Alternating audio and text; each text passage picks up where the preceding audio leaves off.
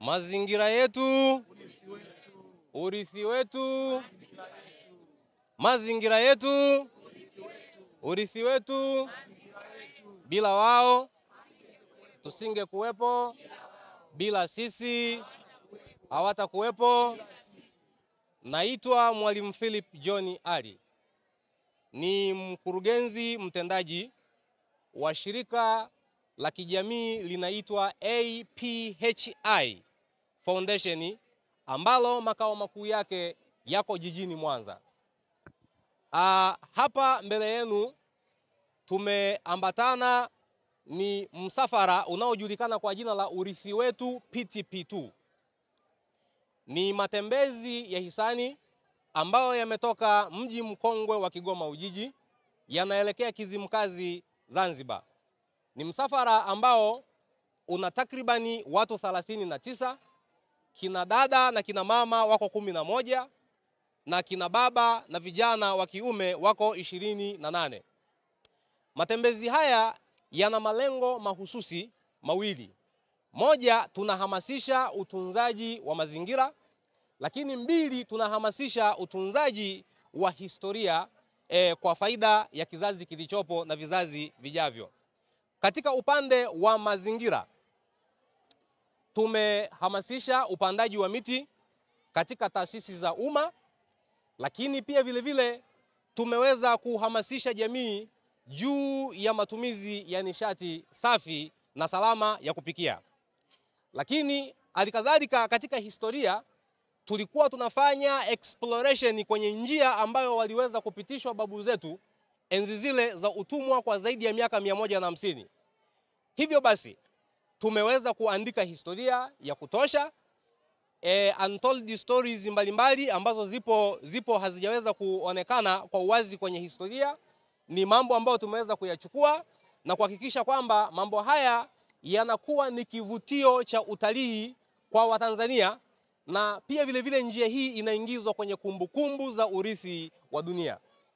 Tumeweza kutembea katika takriban mikoa 7. Huu mkoa wa Dar es Salaam ni mkoa wa 7.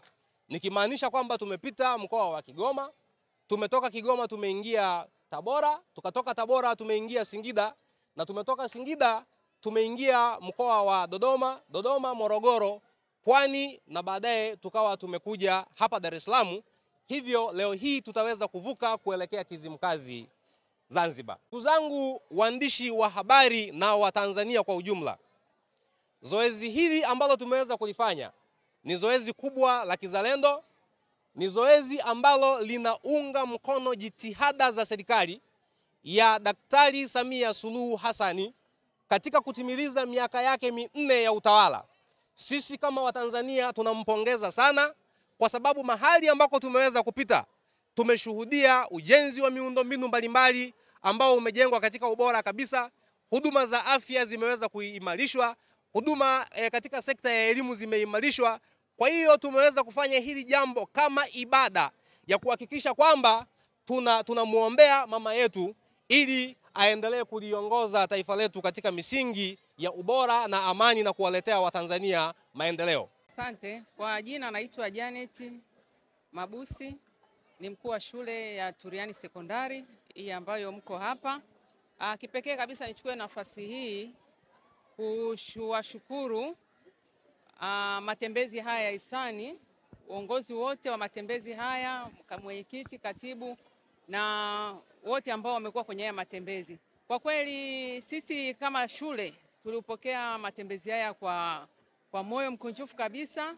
Tangu tulipopata taarifa kwamba tunapokea ugeni huu, kwa kweli tulipokea kwa namna ya tofauti ambao ni ya kustajabisha, kwamba matembezi ya hisani yanaanzia Kigoma mpaka Dar es Salaam, watu wakitembea kwa miguu. Kwa kweli kwetu imekuwa ni funzo.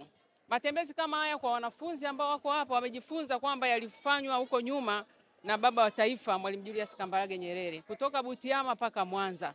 Lakini leo kumbe kuna wazalendo ambao wanaweza wakafanya matembezi kama haya kutoka Kigoma kilomita zaidi ya 1000 mpaka Dar es Salaam kwa miguu. Sana. Kwa majina naitwa Chief Mtwale Isambe kutoka himaya ya Buha Asilia, Kasulu, Heru Juu, Kigoma. Matembezi yalianzia kwenye eneo langu la Ujiji, sehemu ambako nafanyia vikao na kama katibu wa Umoja wa Machifu na Wazee wa Kimila mkoa wa Kigoma, lakini pia balozi wa mila kwa Tanzania, chama cha wazee Tanzania. Naweza nikasema matembezi haya yapo kihistoria ili kuweza kudumisha historia na mambo mbalimbali ambayo mwanadamu alianzia. Katika kufanya hivyo, vitu vingi msafara huu imefanya. Mojawapo ikiwa ni kupanda miti, kutunza mazingira, lakini pia kuangalia mababu zetu walipopita na vituo ambavyo walipumzika. Niweze kusema tukio kama hili sio sisi tu tumefanya, hata walioshiriki na nyie waandishi wa habari mnalifanya liwe tukio muhimu sana. Kwa tunasema waandishi wa habari ni jicho la kwanza katika maendeleo.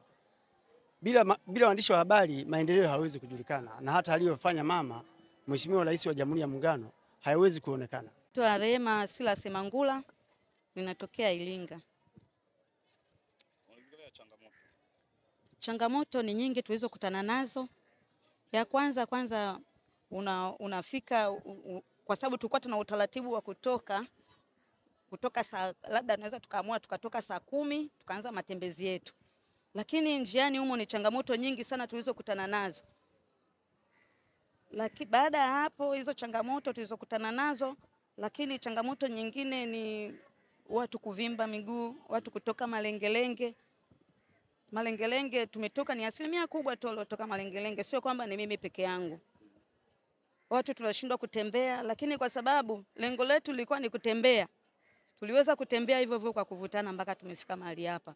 Habari hii inatokea jijini Arusha, inahusiana na hoteli ya kimataifa ya Parrot Hotel. Hoteli hii ina hadhi ya nyota 4 ya ukweli iliyopo Kaloleni jijini Arusha. Jengo lake ni la ghorofa lenye floor 13, vyumba 116 vya kulala vyenye hadhi tofauti. Hapa kuna executive suite, junior suite, executive, standard bedroom, double deluxe na twin bedroom. Parrot Hotel ndani yake ina migahawa miwili. Mmoja ni maalum kwa ajili ya kupata kahawa za aina zote. Sehemu ya pili ni ya kupata chakula pekee. Hapa kuna bar maalum yenye swimming pool iliyopo floor ya 3. Kuna kumbi za mikutano kubwa 2 na kumbi ndogo kwa ajili ya vikao. Katika Afrika Mashariki, Parrot Hotel kwa sasa ni hoteli ya mfano kutokana na ubora wa huduma zake.